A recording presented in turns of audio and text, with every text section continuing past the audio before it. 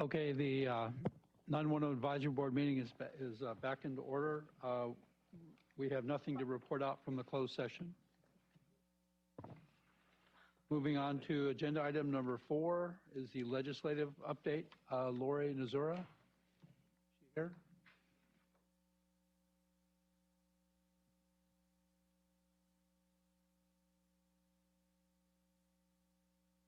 Okay, we'll move on to agenda item number 5. If Lori shows up, we'll track back.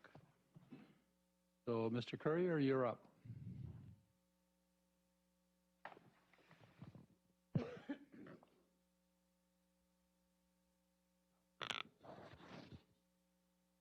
some reason, these microphones are always too tall for me. I don't know what's wrong with it. All right, so on this slide, I've got a list of what we'll be covering. The slide numbers in your physical handouts might be a little out of order, so just heads up. But they're in the number on the bottom. I skipped one number. If you're an attention to detail person, Hanan, you'll catch it. But so anyway, this is a list of what we're going to be presenting.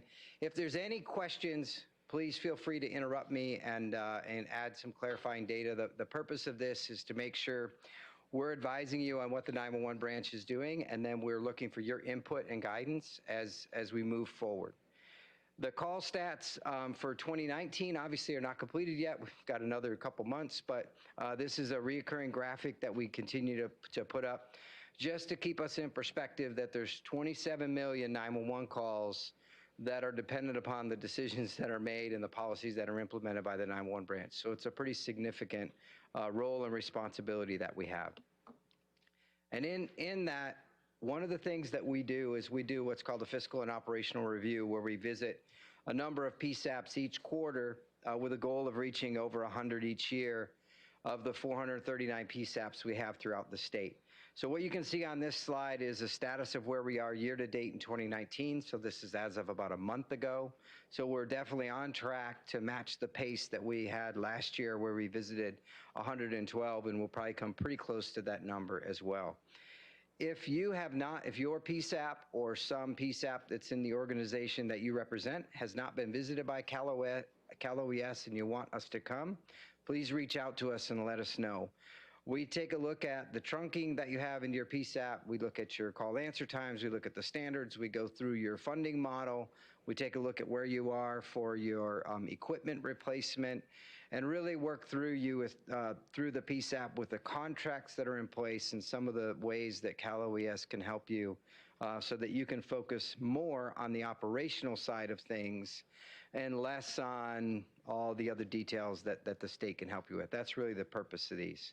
So are there any questions about the fiscal and operational review process? All right, hearing none. So one of the things we're noticing is as we, there obviously dispatch supervisors, dispatch managers transfer out. And when the new person comes in, it's very helpful for them to sit down with us, because we can explain to them the role of Cal OES and how we can assist them. So that's one of the biggest takeaways that we get when we come visit is, oh, we didn't know that was available. So that's usually the big aha. We haven't seen any big trends where we're finding, I don't know what you would call discrepancies or corrective measures. That's generally not the takeaway from these meetings. Just a comment that the fiscal operational review for Monterey County was left for me, and I have used it several times. So it is a very helpful document, and so thank you. Yeah. Yeah, we do a very comprehensive document and review, and we leave that paperwork behind for the PSAP manager, and it often becomes a really good resource. Absolutely.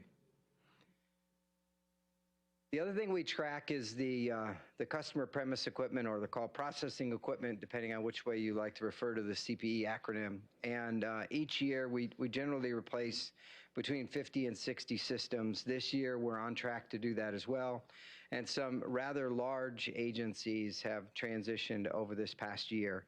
So these numbers on this indicate a single PSAP, whether it was a 2-position or a 80-position PSAP that upgraded their CPE in the last year. And the life cycle on these is 5 years. So in 5 years, those 43 that we've got year to date in 2019, they would begin to replace those on their refresh cycle. And we do also authorize years 6 and 7 for maintenance, so they could potentially get into year 6 or 7 before they replace. And that's the current CPE metric and how we're doing that. But things are getting ready to change. So we've been looking at our current CPE contract, which expires in April of 2020. And we have the option to extend that master service agreement contract for 2 more years. And historically, we've waited to the end of the 2-year extension period to get a new contract in place. We're not doing that this time. We've already begun work with the Department of Technology, and we're moving toward the next sort of technology breakthrough in call processing equipment. So I'm sure if we look at the board members, how many of you have used your mobile device to access your bank account in the last month? Probably every hand would go up, right? So that technology you're using to do that is based on cloud technology. So there's clearly a way to do secure, reliable, highly available communications in the cloud, and that's what we're looking for the next iteration of CPE. We really want to move away from this on-premise solution. The challenges of being on-prem are generally when I want to do something innovative or your PSAP wants to do something innovative, we have to buy you all new equipment. That's how we innovate. With this model, the technology becomes what we call evergreen, so it's managed to always be up to date and provided into the PSAP. So what we're doing is we're moving toward that solution. We're working on an RFP with the Department of Technology. It will be a pre-solicitation. A full RFP will be delivered and published in the December, so in a couple of weeks. I think it's 3 weeks out or 4 weeks out. I think it's 3 weeks. That solicitation will be delivered, and then what we're doing is we're asking the PSAPs to look at the functional requirements that are there and give us their feedback, because we want this contract to work for everybody, including the very large centers like San Diego or LA or CHP, as well as the 2-position PSAPs as well. We'd like everyone to be able to use this contract. And we're moving away from a per position funding model. The way that CPE is funded today, I fund it per position. So I go to you and I look at your call volume and I say, in order for you to have this required level of service, you need 6 positions. And then I fund those 6 positions. And what we typically get from the PSAPs is, oh, but I want 2 more training positions and I want 6 positions over in my backup center. We can't do that, because now my 6 positions I'm funding at turns into, in that model, what would that be? 12 plus 3, 15. And then I pay monthly recurring costs on 15 positions, not the 6 that you need to answer your 911 calls. So we want to move away from that model and go to a funding model that's based on call volume, because the call volume that you have is what defines the space that you need either in a data center or in the cloud that's feeding those calls to you. And then I do a one-time cost for those positions. So then we can begin to talk about what does that support look like. So we've been reaching out to through the Long Range Planning Committee and the Regional Task Force to talk through this solution. And we're asking for your feedback, obviously also from the vendor community as well. Once this CPE contract is out, this RFP is out there, we want to meet with you. We're happy to meet with you one-on-one and go through all the technical details, any concerns you have, anything that we've overlooked. And then we will refresh that document and release it in March of 2020 with the intent to award the contract by August. We'll take the existing CPE contract and we'll extend it 1 year, so there's an overlap between the 2 contract vehicles. Then once we get vetted, known, proven, tested systems installed, we'll then look at that old contract and say, okay, it's probably not going to need to be extended anymore. And then we'll be solely in this cloud data center model only. So I know that's a lot. We messaged this on our outreach meetings, and we've gotten a lot of positive feedback, and we've got some concerns back as well that we've been able to incorporate into the technical requirements. So I want to see if the board has any concerns or questions as we move in this direction. All right, hearing none, I anticipate your feedback when we release that RFP and we meet with you one-on-one to talk through your needs. The next thing we want to talk about is text to 911. I know this graphic, you probably can't read it on the slide. We're looking for a way to try and display this data that's digestible. What we've got here is every county that's deployed. We're listing the number of PSAPs in the county, the number of deployed, and the percent deployment. Since the last advisory board, 38 more PSAPs are live with text, and we've added 9 more to the process. This text deployment process was recently complicated in a variety of ways. And that's really what I want to focus today's conversation on. So the legislature passed AB 1168. So if your PSAP was debating, am I going to take text? Well, yes, you are. This law just solved that. So now we've got to figure out the transition process. And the law established that by January 2021, every PSAP in California will take text to 911. So we have to figure out a transition plan to accommodate that. In order to make it challenging, we decided to coincide all this with when a current contract ends and we're bringing a new vendor on. What could be more complicated, right? So the current contract ends in April of 2020. And the new contract has already begun through our next-gen 911 provider. Our prime provider, Atos, will be delivering text to 911 in the future. So we've developed a transition strategy where if you are integrated today, we will transition you over integrated. Basically, it's a billing change is all that we're going to have to do in the near term. If you are in the process of being integrated text to 911 and you complete that process by June of 2020, so you follow the same model, you're integrated. If you're not completed by January 2020, in order to ensure we comply with the statute, everybody else will go over the top. June, what did I just say? I'm sorry, June of 2020. If you're not transitioned by June of 2020, all of the remaining PSAPs will at that point transition into an over-the-top solution. Once we get next-gen fully built out, we fully comply with the law in January 2021, we can then talk about integrated through the next-gen 911 system and do things a lot more deliberately. But we need to comply with the law. So that's where we are with text to 911 transition. If you are an over-the-top solution now, we're just going to transition you over the top, so you're probably not as concerned about this. And if you have not talked to the 911 branch yet about text, you'll probably be over the top. And if you're integrated today or in that process, we want to transition you over and accommodate that integrated solution. So that's where we are. We will know more as we test the new over-the-top provider. The name of that company is Agent 511. So if you have Comtech over the top today, you will get Agent 511 over the top in the future. And again, as I said, if you're integrated, you really won't see any change at the PSAP. We're just going to do a back-end billing change. So that's where we are with text. I want to see if there's any questions or concerns. Yes. Good morning, Budge. There was a couple of counties that, from your earlier graphic, that really have made minimal or no movement. I was just curious if you had any kind of without singling them out, but just some kind of feedback of where are some of the issues that are there, and is there anything that you need from the board to assist in this, even though we have a law to impetus? I'm just curious if there's anything you need from this board as an action arm.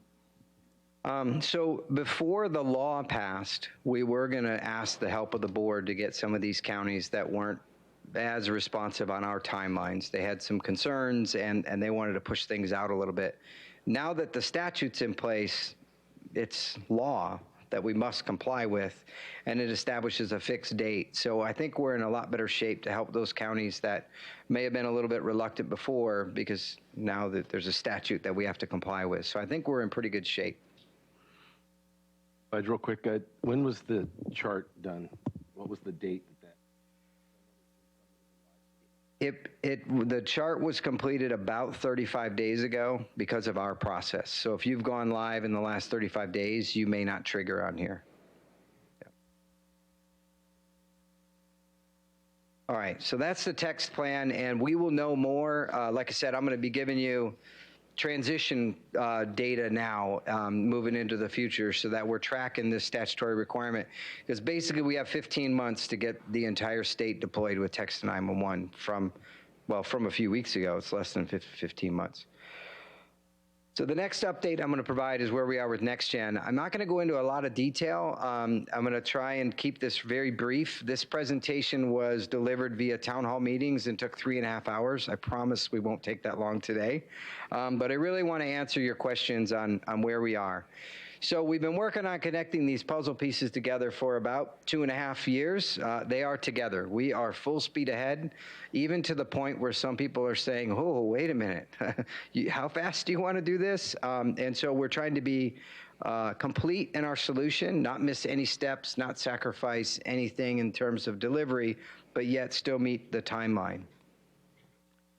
The state we broke up into 4 regions, and then what we did to ensure high availability of the solution, we selected regional vendors that are going to be delivering each region. So in the central part of the state, we've got NGA 911 with our regional vendor in LA, as well as NGA 911. In the south, we have CenturyLink. Atos is our prime vendor that is used to connect to every single PSAP in the state. And then up north, we have Synergym. So we've already been working with each of these companies. The project is in full motion, and I'm going to give you an update as to where we are. I left the points of contact slide in here in case you want to reach out directly to either the state project manager, who should be your first point of contact, or the vendor project manager. Both of those emails, phone numbers are here. And if you have any concerns at all, this is your first step in the process. This is what NextGen looks like. You're going to notice from this diagram, if you've been around 911 for a while, there's no selective routers. There's no anti-alley database. It's an entirely IP network. And so from this diagram, I don't know if I guess it doesn't work on that screen. In the upper left, that's where the aggregation is. The 911 calls are coming into the network there. They're coming into dual data centers. The data centers have the ability to look and say, hey, is the region provider available? Then they would deliver that 911 call. And if the region provider is not available for some reason, then it goes over to the prime, and the prime delivers that call. Once it gets into the network, this portion on the top part of the network that you see, this is aggregation and data centers and all that. It's basically duplicated in each of those regions that you see across the bottom, but I don't have it on the graph. It would get too hard to read at that point. So each region provider is a full NextGen 911 solution capable of delivering calls to your PSAP, even if the prime wants to go offline. And we designed that on purpose. And then coming into each PSAP on the right-hand side of the diagram, we've got dual IP connections from 2 different providers that are logically and physically diverse. And then we also are bringing in a CAPSNet connection. You can see that on the diagram. That's the statewide microwave connection. And then the other line that's drawn there is a LTE solution. So we're going to back it up with LTE as well. The idea is that if a backhoe comes and tears out the conduit on the way into your PSAP, we want you to still be able to continue to receive your 911 calls. So the network is very robust. We've tied the whole thing together with SD-WAN controllers and cybersecurity and everything needed to make this truly, the network that's going to be reliable to deliver 911 calls to your PSAP. So where are we in the process of building this? Because this is what it'll look like end state. We've established our project teams. That was done actually a couple of months ago. The site surveys are underway, so your PSAPs will be visited by somebody from the prime vendor, Atos, or your regional provider, or in some cases, those 2 companies have worked together and said, look, we will do one survey. It's a standard form, and then we'll make sure that all the data gets in there. We did learn yesterday that some of the technicians that were sent by one company to do surveys were not what we would desire, so we're working with them to correct that. So if they visit your PSAP and you think the survey didn't go properly, let us know. We'll reach back out to the project manager and say, hey, you're going to need to go do a redo because that didn't go the way it was supposed to. The next step that we've already begun is to order the IP circuits. So these are the circuits that need to be delivered into the PSAP that are going to be carrying your 911 calls. Once the circuits are in, we can build an SD-WAN, which is a software-defined wide area network.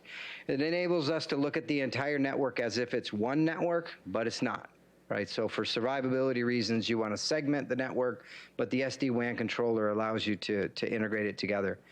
Each of the providers will stand up their own network operations center, and they are all tied together. And the vendors are already starting to build their NG core service platform. Synergym in the north, their data centers are done, up, running, tested, ready to go. And NGA 911, which has Central and LA, those are ready to go as well because they have a cloud solution, and so theirs is ready to go.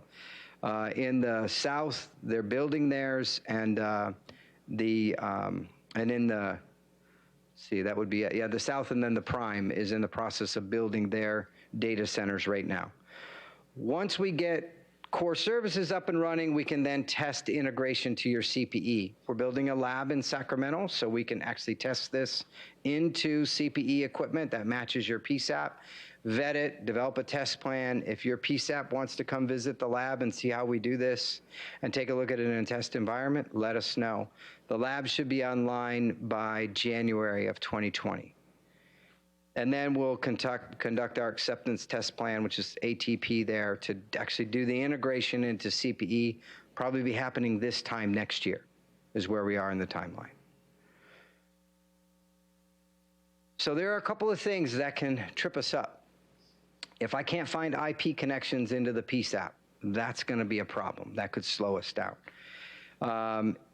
Where that IP circuit gets dropped off at your PSAP, that demarc point, if it's not in your back room and it's 6 buildings away on your campus and you have no conduit to get from there to where I need it to be, that could be a problem. If your IT people are saying, you're not bringing that IP stuff in my back room, what we've been telling them is, okay, then what you're telling me is you no longer want to be a PSAP because these IP connections are the only way you will get 911 calls. So tell us your transition plan and when you're going to shut down your PSAP so we can go find somebody else to answer your calls. It has to happen. Now, that being said, we know there are a lot of communication and coordination we have to do with your IT staff, and that's the conversations we've started to have. The State Sheriff's Association has organized a series of webinars. I have one tomorrow for the IT directors on the State Sheriff's side of things, so thank you for State Sheriff's Association for coordinating that.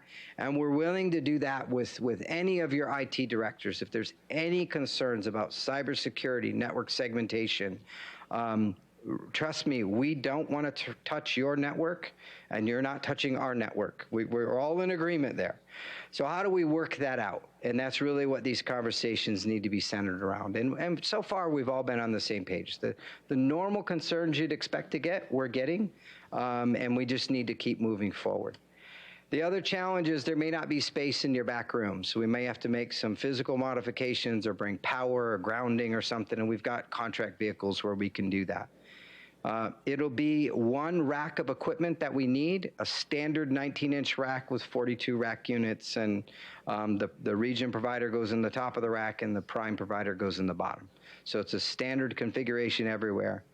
And we're starting the coordination and working with the IT people. So these are some of the challenges that face us. And then we have to connect the originating service provider. So we need to be able to ingress those 911 calls. And we know that, there's a number of those entities around the state we have to work with, and that'll be a challenge as well that could impact the timeline. So these are some of the risks that are on the critical path of the project delivery. And we've got mitigation strategies in place, but if they fall through, then obviously the timeline could slip a little bit. So any questions or concerns regarding this from the board members? This is a pretty big step. Go ahead. I have a question about the military PSAPs that are currently not funded by the state. What's happening with them? So that's a great question. So each PSAP within the Department of Defense does things a little differently. We had surveys last week with the Marine Corps, and we met with all of the agencies in the Marine Corps. So there's one agency within the Marine Corps that owns the call delivery platform, the CPE. There's another one who controls the network, and there's another one who manages the base infrastructure. So if you think about a base A military base is really two things. It's a central office because they have a switch and they provide dial tone on base. So I have to ingress 911 traffic for them. They're more like a local exchange carrier in that case. Plus, they're a PSAP. So now I need to deliver 911 calls into them. The architecture that we've designed, the Marine Corps has vetted through their processes, and they agree this is the way to do it. They don't have a problem. We're setting up meetings with the Navy and the Air Force and the Coast Guard, any other entity that has a PSAP in California, to follow that same model to see if it will work for them. We have 911 Goes to Washington event in February, and we're trying to coordinate a meeting with all the military PSAPs there, and the head of DOD installations that oversees all the DOD PSAPs. I think he said there's 7,000 of them or some big crazy number. And so we're meeting with them to vet this plan through them. So we've started the process, and so far, other than the same concerns all of us have, they really have not pushed back against us. Yeah. All right, so we've been doing a lot of work to try and get the message out as to what Next Gen 911 is, how are we going to deliver it, with really, for our part, from the state's perspective, we don't want to miss something. I don't want to miss an operational requirement. I don't want to miss a technology I need to support. So we conducted these town hall meetings. There were 11 of them. We did them in September and October. We had 577 attendees from 219 PSAPs, so roughly 50% of the PSAPs attended. So we obviously didn't hit everybody. The next thing we're going to do, and we talked about this yesterday at the Long Range Planning Committee, I'm going to do a monthly webinar where we provide an update of where we are. So all those PSAPs that could not attend these or for some reason couldn't get the information, we'll do a monthly webinar. And then PSAPs that have a regional meeting or some other meeting that they want the state to come, we've attended those as well. So we've been to meetings in LA County and San Diego and San Luis Obispo and other places where they get a group of PSAPs together and they want an update from the state. We can certainly facilitate that as well. We're trying to leverage every capability we have to get the word out on what's coming, what's the plan, what's the transition, what's this look like. And really, the next piece of the puzzle, when we think we have most of the equipment installation and the backroom considerations dialed in, we need to talk about policy routing. So today you have an alt-answer switch in your back room, and you probably have a single PSAP that you can send those calls to. Some of you, I don't know, I guess the slang term is a chicken switch, right? You hit that switch and run out the door. So those agreements have been in place, some cases, for decades. And maybe have never been changed, and maybe sometimes haven't even been exercised. In this new metric with Next Gen 911, we literally could send those calls anywhere. Might not be a good idea to send them just anywhere. We realize that. Hence the need for this conversation. We need to develop policy routing that says in these conditions, send the call to this location. And then we have to have an agreement between those PSAPs that says, yes, we agree during those conditions, we're able to accept those calls. That's what policy routing is all about. So while the system can facilitate sending the calls everywhere under any condition, we know there's policy and operational impacts to that. So that's what this conversation is happening now. We also want to make sure we know about 10-digit transfers or 7-digit transfers. If you call 911 and that call then gets transferred on a 10-digit number, you've essentially taken a 911 call and turned it into a non-911 call because you've stripped all the location information off and everything that's available in there. However, because of our selective routers and how big our state is, that's required sometimes today. It has to happen just because of the way our circuits are designed. In the future, it won't. So we need to know about these 10-digit transfers so we can design the system to accommodate your needs. And then I talked about alt-answer. We need to figure out what alt-answer looks like and how the functionality is defined. So we think this is going to be a lot of the focus of the regional task force and some of the interaction we have with the PSAPs moving forward. All right, so any questions on that? Yes, I do have one question. Is this going to work in tandem with ECATS for reporting purposes? Will the benchmark still be the same expectation of the 95%? Yeah, so the the couple of questions there. Is ECATS going to remain? Yes, it will. ECATS will stay. We are going to transition it off of that RDDM box that's in your back room across the dial-up modem into an IP connection. But it'll still be ECATS. We are also going to be gathering call stats through the next-gen 911 system, so your visibility on what's happening in your PSAP for 911 calls is going to increase. And we have no plans to turn off ECATS anytime soon. And with regard to the 95% of the calls that are answered in 10 seconds or less, or is it 15 seconds? 15 seconds or less, that policy will stay the same as well.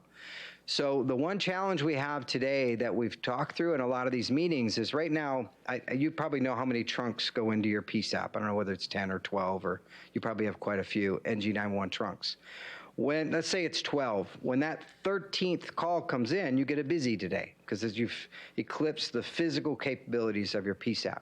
In the future, that won't be the case. We could send you 100 calls.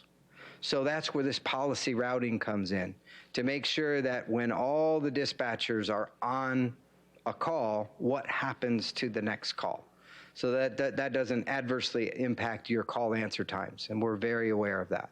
So we're building that into the solution as well. So that's a great question. Yep.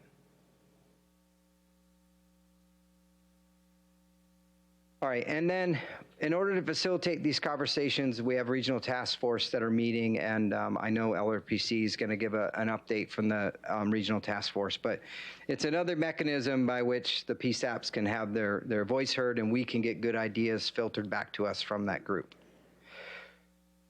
So that's really it on NextGen. I'm going to talk about a couple of other elements. I want to see if there's anything I missed that you have a concern about or a question. All right, so I'll go through these next couple pretty quick. GIS transition, not much has changed since the last time we talked. We're still gonna, yes?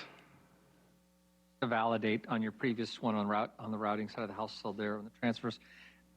That decision point doesn't have to be made will not impact the architecture that you're designing or building right now, right, Budge? Because it just means it's a decision that follows on after at some point, but obviously, is there a specific time frame that you're looking to have that kind of decision made by the PSAPs? So the baseline policy routing decisions need to be made between now and probably March, April. So we know how the network should perform, so I can feed those back to the providers so they can build the core service the right way. But it's not a one and done. It's not like you couldn't change in the future as you watch what's going on. We certainly can make additional updates to the system, and there's no change needed on the infrastructure side of the house. So whatever changes come in the future, the infrastructure can support that. But we need a baseline. And if the baseline is we want it to function exactly the way it functions today in my PSAP, we can do that too. That's an easy way to solve it. Yeah. So for GIS, we have a company, DDTI, Digital Data Technologies Incorporated, that is working on converting the GIS file into what can be used for NextGen.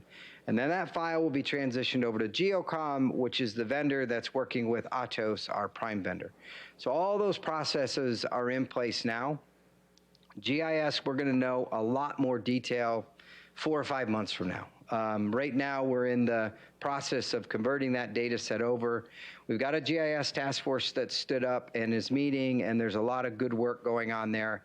We know that there's some work required at the county level in order to support this effort, so we've set up a funding model, and the funding model is based on the number of address points. Number of 911 calls is not really a valid metric anymore for this funding model because it's address points that we want to get right.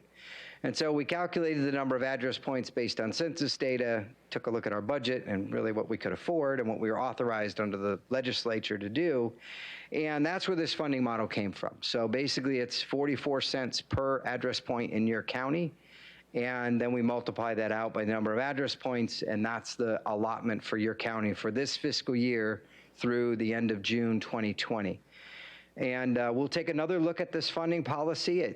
I know it's going to need to be refreshed, and that's one of the efforts that the GIS task force is looking at is how do we solve this moving forward. But this is a good starting point for the funding model. So next GIS task force meets after the beginning of the year, and this is an iterative process that we're continuing to work through. Any questions on GIS? All right, alert and warning. This has probably been the source of the most questions we've received as we've gone out and briefed Next Gen 911. So the vision here was most of the entities at the table, most of the agencies at the table, you probably have some sort of alert and warning platform, whether it's Everbridge or Nixle or Code Red or any of the other number providers that are out there. And each year you have to do a refresh to get the updated landlines and wire lines and VoIP phone numbers into your system. And so we said, well, hey, NextGen could do that for you. So we went to the FCC to see if we were allowed to use 911 fees in order to do this. And they said yes. And we went to the legislature to see if we could get it added to the statute to be authorized to spend 911 funds on. And they said yes. Wasn't quite that easy, but they said yes. So we now have built this into our Next Gen 911 solution, and Atos is working with Everbridge to build out a statewide alert and warning system technology platform. It will not take away local alerting. You still have a local alerting authority and all the requirements that go with that. This is just a common technology platform. And we built into the solution the requirement that they need to be able to import your existing alert and warning data you have, your local data. And so all that's part of the solution. We've been working really closely with Yolo, Placer, and Sacramento counties. They have a tri-county Everbridge solution to make sure that what we deliver has the bells and whistles needed to support, what's needed statewide. So this process is moving forward. It will take us a while to complete it. I would say at least a year. I have to have an IP network, I've got to have the NG911 core services up and running, and I've got to get it vetted through all the various entities that are going to eventually use this system. But we are underway to move this forward. And this is also in support of SB 833, which requires Cal OES to develop training timelines and best practices, and all that work happens through the operations portion of Cal OES. So more word to come on this. Again, it's delivered at no cost, and we're not intending to supersede your local authority at all. We're just trying to provide a common technology platform. So questions?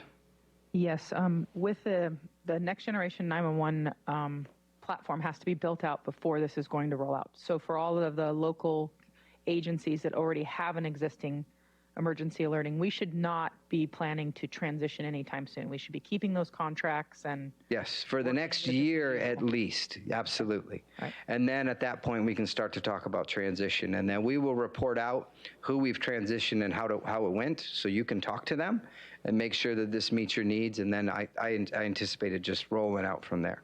Thank you. Yep. Okay. So more to come on this one as well. It's a pretty big part of our delivery platform. I'm going to finish up with our location accuracy project. The goal of this project was to get better location data in every PSAP. The challenge of this project was your existing equipment in your PSAP in almost every case could not accept the supplemental location. So we had to figure out a way to get this solution into your PSAP, comply with your IT rules, leverage, existing interface requirements you've got there as far as on the IT side, and deliver a solution to the whole state. So we've done that.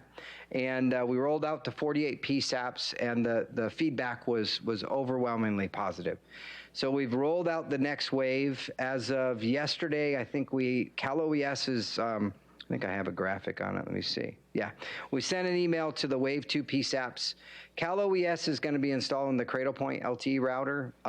We started in the beginning of October, and we've installed 230 some, I think the number is. Is that right? In that amount of time. So we've been moving pretty quick up and down the state using the Cal OES public safety communications technicians. AT&T is then going to come and install the Edge device, which is what pulls in the Annie data and sends it up to the cloud. And then there'll be a web interface and training for the PSAP to be able to view that data in real time on a screen in the PSAP. That's supplemental data. So we're working really aggressively to get this project done by the end of the year. And provided we hear back from every PSAP, we on the Cal OES side will be able to meet that timeline. When we meet the next time this board meets, we hope to be able to report that we're 100% deployed and up and running on this system. There are some folks that have expressed some security concerns. We are connecting into your serial feed out of your CPE, and we put in a Y connector and plug this straight into the edge device. So we're putting together some documentation on how this meets cybersecurity requirements and doesn't put the PSAP at risk. But that's part of the process as well. Training will be provided via webinars, and literally the equipment can be installed in less than 30 minutes at a PSAP, and the training takes about a half an hour, and dispatchers can be using this live on the floor. It's a pretty amazing solution. So we're pretty excited about this. Rapid Deploy is the one coordinating the training, and if your PSAP has not received an email back from Rapid Deploy, that means we don't have a scheduled date for your install, so please get back in touch with us so we can get you on the install timeline. So our contract manager on the state side is Kurt Galat. If you have any questions, you can reach out to him or any member of my team. We can put you in touch with them. So any questions on the location accuracy? All right, Setna. Now we get to talk a little bit about money. So each year, the legislature sets our appropriation at a number, and it gets obviously vetted through Department of Finance and into the governor's budget and voted in and approved by the legislature. This for FY 19-20, our appropriations number is $170,247,000. That's how much I'm authorized to spend. That has nothing to do with how much revenue I have coming in or how much money I have in the bank. This is what I cannot spend more than that number no matter what. So that's the number that we use to base the calculations on for the access line. Every service provider had to report to us the number of access lines, which they did. Most of them got them in by the beginning of August as required by the statute. And then we just calculate the rate based on, here's your appropriations number, and this is the number of access lines. And then we reported that data to the California Department of Tax and Fee Administration, CDTFA, on October 1st. So the math looks like this. We take our appropriations, that 170 million number, take out any balance we carried over from the previous year, any money we had in the bank, and the difference is the revenue we need. We take that revenue needed and we divide it by 12 months times the number of access lines. So that's the math on how we got to the surcharge rate. And this is the details. So I put a little reference in here that I thought was very clear, but I've gotten a lot of questions on this graphic. So the top of the chart shows the authorized expenditure, 170 million. Our balance carried in from last year was about 6 million. We need to pay back general fund $10 million because they gave us a loan. And that tells us our revenue needed is $174 million. That's the number I need to generate in revenue. The next couple of charts get a little strange because I need to account for this half year where I've got old funding model, plus I got some money given to me by the general fund. General fund gave us $50 million. I have to subtract that off. And under the old model, I'm estimated to collect about 30 million in revenue. So you take those two numbers out, what's left is 94 million. I have to collect that much in the 6 months in 2020, from January 1st to June 30th. That's the revenue needed. 53,447,725, that's the number of access lines. So you just do the straight math, and the calculation needed is 30 cents.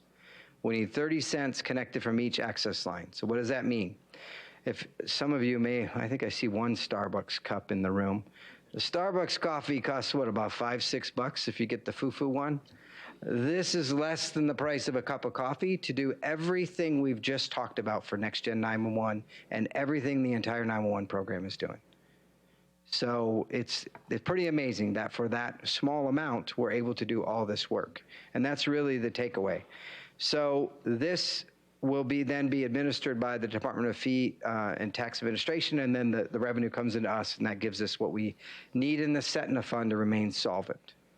So the next metric will be when we actually report out in the next fund condition statement of actually how much we collected and what the revenues are.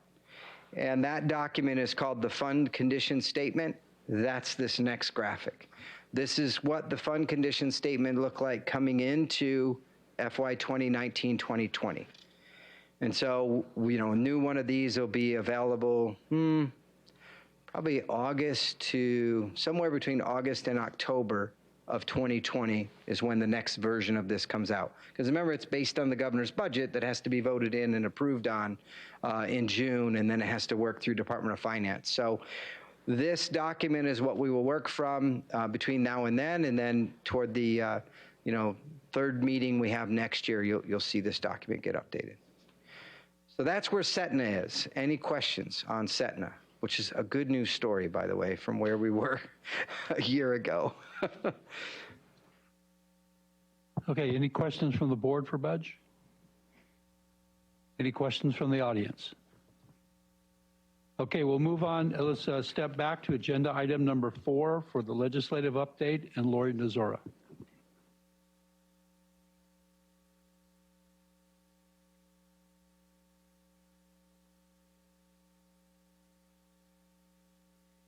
Well, Budge did a little bit of my work for me, so that's good. Thanks.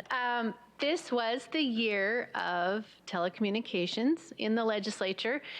And what I'd like to do is do a session sum up for you. We just completed the 2019 session. It was the first part of a biennial session. So quite a few of the bills were passed and signed into law, and a few of them are still alive. So let me start with the ones that were passed. We had AB 956 from Assemblymember Deep, and it allows the use of automatic dialing announcing devices for testing 911 and alert and warning systems. So previously, automatic dialing was statutorily allowed for the actual sending of emergency alerts and using the 911 system, but not for testing the systems. And for all of you in emergency management, you don't want to wait until the actual emergency to find out if your system is working, right? So this bill was great in that now you can legally, at least, test those systems out before an actual emergency. AB 1079 by Assemblymember Santiago is similar but different. It allows telephone corporations to provide lists of residential subscribers, including their names and phone numbers, to law enforcement agency, fire protection agency, public health agency, public environmental health agencies, cities and county emergency services planning agencies, or private for-profits that operate under contract with any of those entities for the purpose of testing 911 systems or alert and warning systems. And you may say, well, you know, we already had that. Actually, no. Statutorily, what you had was, again, telecommunication providers could provide that information to you for actually doing the alerts, but not for testing your systems, at least unlisted numbers. So now that's all been taken care of with this bill. Budge already mentioned AB 1168, which requires the text to 911 by Jan 1, 2021. AB 911 requires Cal OES to conduct a study by Jan 1, 2021 to determine the feasibility of developing a statewide system that would enable, enable people to opt their personal information in to be then conveyed to first responders. And the study shall consider how such a system would maintain confidentiality and privacy of information, how it can integrate with existing systems and infrastructure, and how much it would cost. So that bill was changed from its original introduction, in which it was the actual implementation of such a program. Now it's really been reduced to Cal OES conducting a feasibility study.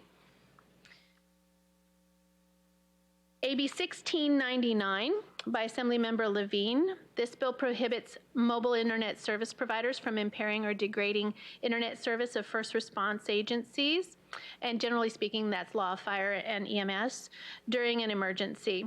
The first response agency, upon, I guess, going out to an emergency, will contact their provider, give them their information, and then their service can't be degraded or interrupted until they call them and say, hey, we're back in and we've finished. We're no longer working the emergency.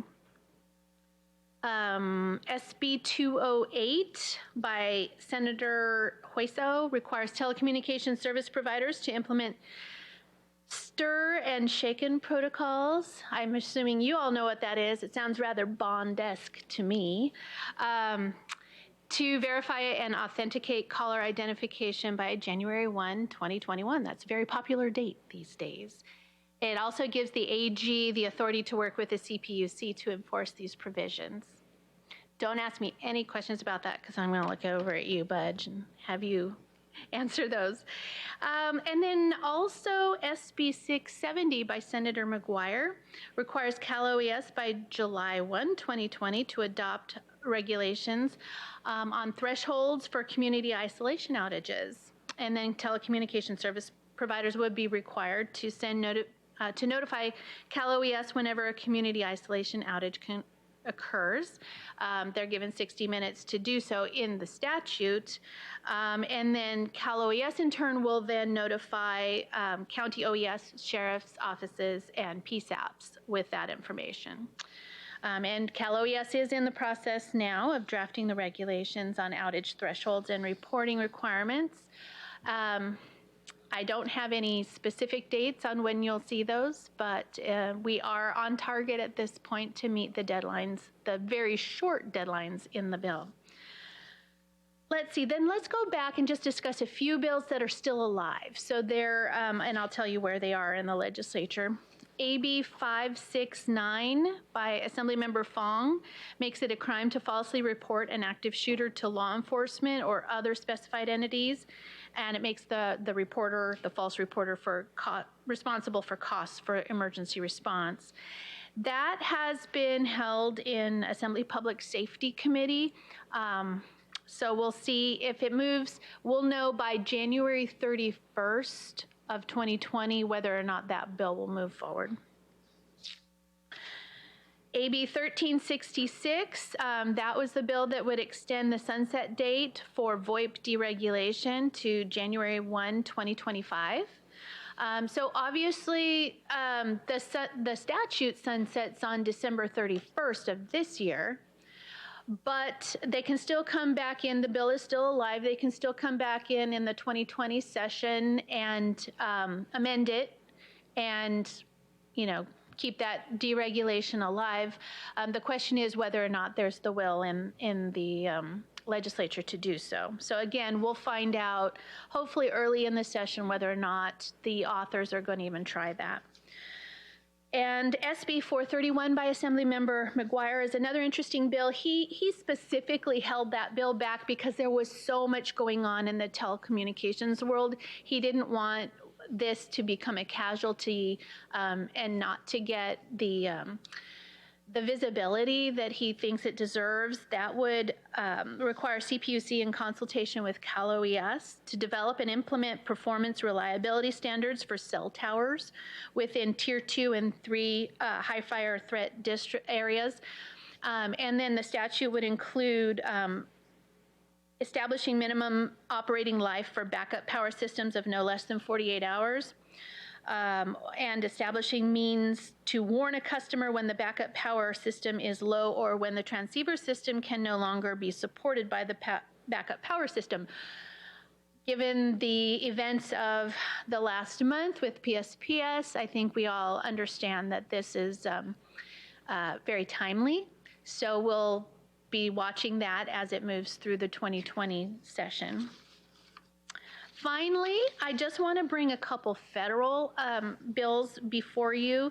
We're still watching the 116th Congress, H.R. 292. It would streamline broadband permitting processes by allowing states and tribes certain authorities for the permitting within land owned by the National Forest System, the Department of the Interior, and by tribes. That's in the House Subcommittee on Conservation and Forestry. And Senate Bill 273 requires telecommunication service providers to share users' device location with law enforcement officers or PSAP representatives to respond to a call for assistance or life-threatening emergency. We've seen this bill before. We've seen it, or it's been talked about at the state level as well. It's located in the Senate Committee on Commerce, Science, and Transportation. So we'll keep an eye out on those for you. And then there's a kind of a newer bill by Representative Eshoo. HR 3836 amends the Federal Communications Act to allow states to develop terms and conditions for infrastructure resiliency of wireless service providers. So in other words, it would authorize states to require wireless companies to deploy infrastructure that can withstand natural disaster. There are 15 members of the California congressional delegation signed on as co-sponsors.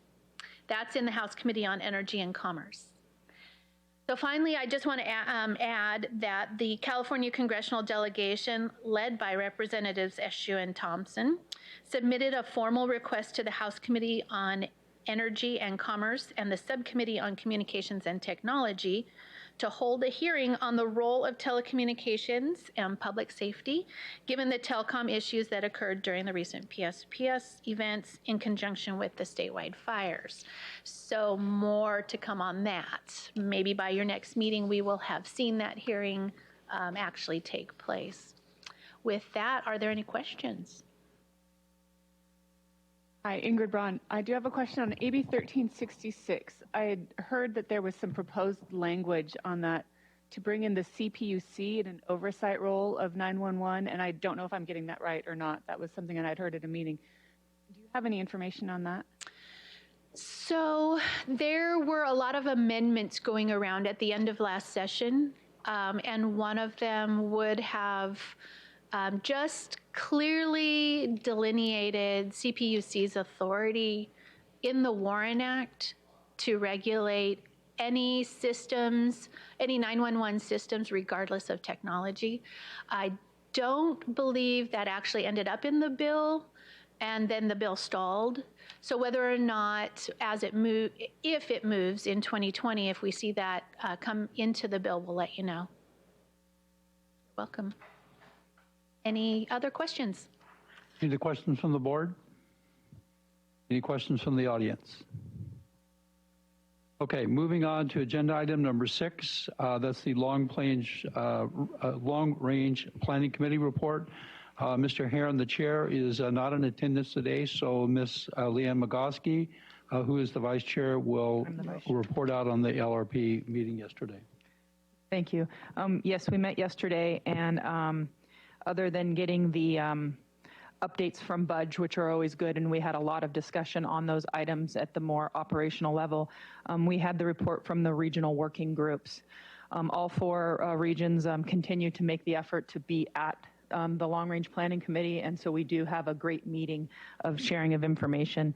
Some of the themes of the regional working groups are the questions of who has access to the data as it transitions into the cloud, as well as how recording is going to work with the cloud providers. We had discussions on the policy-based routing and agreements between agencies, the flipping the switch, now transitioning to policy-based routing. And so those discussions will continue so we can gain consensus, and then, as you know, keep on schedule with getting some policy-based routing decisions. The one item that also was discussed and is absolutely needed, and I want to make sure that our board is aware, is the need for the regional coordinators for each region. The regional coordinator would be a singular person that helps that region transition to next generation 911. So this would be in addition to the state project manager and the vendor project manager. This person would be advocating for all of the agencies and PSAPs within that region to ensure that the next generation 911 process is taking place. Do we need more than the certain regions? Probably, but we need to start somewhere. So the state is working to try to get these regional coordinators, which are really rather consultants. They're not state employees. They're not vendor employees, to be on board by January 2020. In addition to that, we also discussed the role of how the county coordinator is going to transition. How will we be reporting things now instead of to the MSEG and to the potentially the wireless carriers, and now transitioning them to more of a GIS-based role? So there was some discussions. And then lastly, policy funding. Right now, we know it as residual funding for each PSAP. What PSAPs had a certain level, certain list of items that they could purchase that support the 911 effort with their residual funding. Well, now as we go into this cloud-based evergreen model, we will have some funding that may be available to each PSAP. We need to determine how that funding is going to be divided and what is going to be paid for. So the LRPC gave some direction to the regional task forces to go ahead and start making some recommendations for what they believe should be on that policy funding list. So I believe that is the highlight of the LRPC yesterday. Any questions of Ms. Magoski from the board? Any questions from the audience? Okay, moving on to agenda item number 7, which is the agenda for future meetings and the schedule. Before we get into the schedule, I would like to inform the board that I was advised today that Chief Craig Carter will be retiring from law enforcement in December, and therefore will be retiring from this board. And I would like to thank Chief Carter for his service to not only the constituents in Escondido, but to the state of California and the 911 board. So thank you very much, Chief.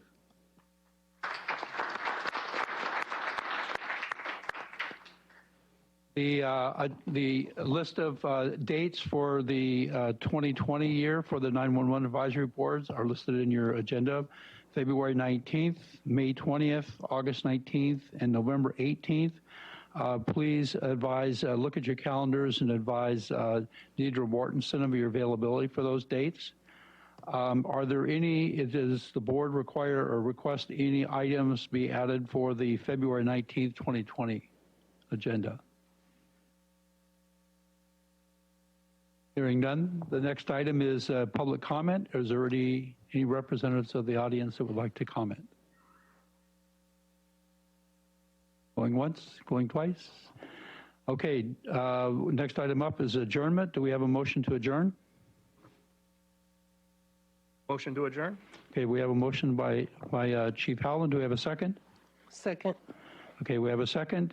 Without objection, we are adjourned as of 11:23. Thank you. Thank you for your attendance.